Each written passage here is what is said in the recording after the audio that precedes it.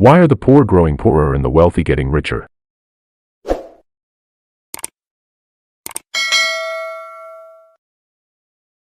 Take a look around you. You'll notice that some individuals are doing well, while others are barely surviving.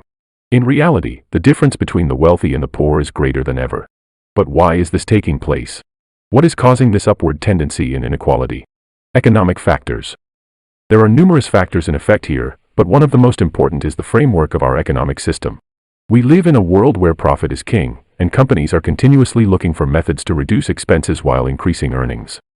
This frequently involves paying poor wages and offering little employment stability. Many employees are stuck in low-wage positions with few growth opportunities. Meanwhile, the businesses for which they work are making record earnings, with leaders and stockholders receiving the most benefits. Tax policies. Tax policies that benefit the wealthy are another factor adding to the growing wealth gap. Capital gains and inheritance taxes are frequently cheaper than income tax rates.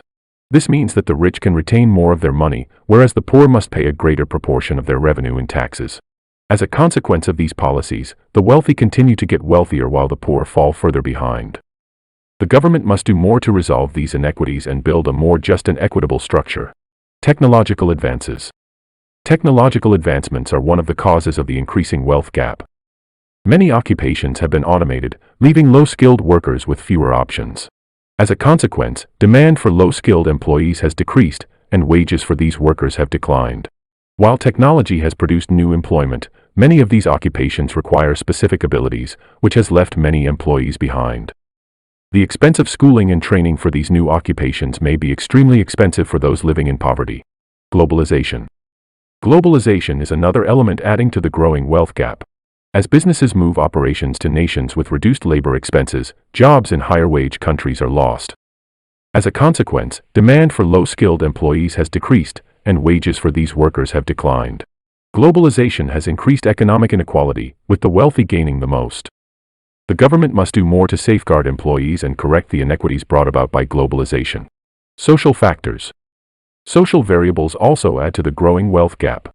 For those living in poverty, access to schooling and employment prospects can be restricted, making it difficult to move up the economic scale. Discrimination and racism can also play a role in limiting the success of disadvantaged groups.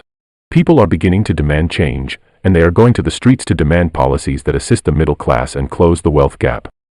It is past time for us to examine the underlying reasons for this inequality and take appropriate action to resolve it. We need policies that help the middle class and give everyone a chance to succeed. We all have an interest in making the world a more just and fair place. We can address these problems and build a more just and equitable community by working together.